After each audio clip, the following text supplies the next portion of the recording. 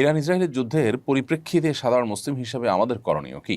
Iran ইসরায়েলের যুদ্ধের প্রেক্ষিতে শুধু নয়, বর্তমান জমানাতে অনেক ঘটনা প্রবাহ আছে, যে ঘটনা প্রবাহে আসলে আমাদের প্রপার কোনো ডিসিশন নেওয়া সবসময় ইজি নয়, বরং ধোঁয়াশায় পরিপূর্ণ এবং ফিতনায় পরিপূর্ণ। কিয়ামতের আগে আসলে ফিতনা এমনভাবে পতিত হবে, ধোঁয়াশা বিভ্রান্তি এমনভাবে ছেয়ে যাবে যে আমরা আসলে সিদ্ধান্তহীনতায় ভুগতে হবে, এবং সঠিক এবং বেঠিক সিদ্ধান্ত বের করে আসা, সঠিক এবং বেঠিক পথ নিরূপণ করা, এটা কঠিন একটা ব্যাপার হয়ে দাঁড়াবে।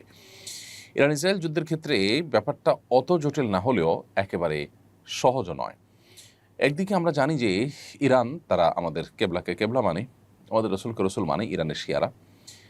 অপরদিকে আমরা এও জানি যে শিয়াদের একটা গ্রুপ, তারা ইসলাম থেকে খারিজ হওয়ার মতো বিশ্বাস লালন করে।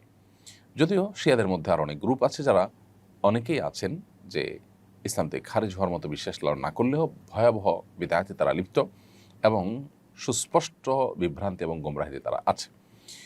এ ব্যাপারে সারা বিশ্বের আহলে সুন্নাহ ওলামা ইকরামের কারোরই কোনো দ্বিমত নেই। চার মাযহাবের সমস্ত ওলামা ইকরাম এবং আপনার সমস্ত আইম্মা হাদিস মুহাদ্দিসিন সবাই প্রায় একমত। এটা একটা বাস্তবতা। আরেকটা বাস্তবতা হলো যে আমরা জানি সিরিয়া সহ, ইরাক সহ মধ্যপ্রাচ্যের অনেকগুলো দেশে এই শিয়া প্রধান দেশটি ইরান বিভিন্ন সময় হামলা চালিয়েছে, এবং বিশেষ করে অতি সম্প্রতি সিরিয়াতে হাজার হাজার বরং লাখো আহলে সুন্নাহর আলেমদেরকে হত্যা করেছে, মসজিদগুলোকে ভেঙেছে, দখল করেছে, এবং সেখানে আপনার শিরকের রামরাজত্ব কায়েম করেছে। বিশেষ করে বাশার আল আসাদ, যে কসাই হিসাবে পরিচিত, লক্ষ লক্ষ মানুষের জীবনহানি করেছে, যে সে নিজে ইরানের অনুগত এবং ইরানের সহযোগিতা নিয়ে সে তার এই জুলুমগুলো চালিয়েছে। তো এটা একটা বাস্তবতা।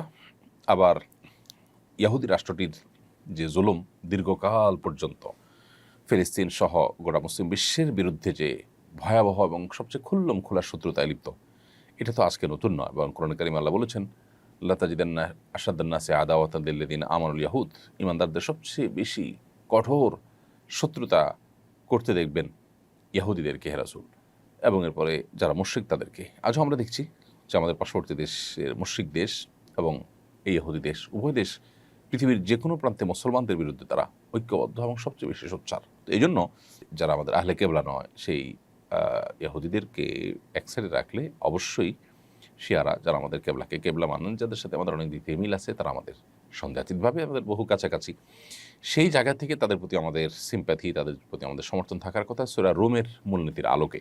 এর পাশাপাশি তারা এই চলমান যে আগ্রাসন, সে আগ্রাসনের মধ্যে তারা মাজলুমের ভূমিকা আছে। সেই জায়গা থেকে আমরা মাজলুমের পক্ষাবলম্বন করাটা, এটা হলো আমাদের জন্য সবসময় কর্তব্য। আমরা কোনো অবস্থাতে জালেমের সহযোগী বা জালেমের সমর্থন, এটা আমরা কোনো অবস্থাতে করতে পারি না। সেই সাথে আল্লাহ তাআলার কাছে আমাদের একটা কমন দোয়া থাকা দরকার, আল্লাহ চলমান সমস্ত ঘটনা প্রবাহের শেষ পরিণতি যেন ইসলাম এবং মুসলমানদের জন্য কল্যাণ বয়ে আনে। সে দোয়াটা আমরা মনে প্রাণে আল্লাহ তাআলার কাছে বেশি বেশি নিবেদন করব, এবং সকল প্রকার জুলুমের অবসান, জালেমের পতনকে আমরা আল্লাহ তাআলার কাছে কামনা করব কায়মন বাক্যে। এবং সেই সাথে ইরান এবং শিয়া যারা আছেন, তাদের প্রতি আমাদের আহ্বান থাকবে যে এই রকম পরিস্থিতিতে আজ সারা বিশ্বের প্রায় আহলে সুন্নাহর আলেম এবং শাসকরা ইরানের তাদের প্রিভিয়াস যে আহলে সুন্নাহর আলেমদের প্রতি জুলুম, নির্যাতন, তাদের প্রতি আপনার হত্যাযজ্ঞ, এগুলো সত্ত্বেও ইরানের প্রতি তাদের যে সিম্প্যাথি, ইরানের প্রতি তাদের যে সমর্থন, সেটা তারা জানাচ্ছেন। অতএব তারাও ভবিষ্যতে আহলে কেবলা নিজের স্বগোত্রীয় ভাইদের সাথে আচরণ করার ক্ষেত্রে তারা যেন আরও দায়িত্বশীলতার পরিচয় দেন।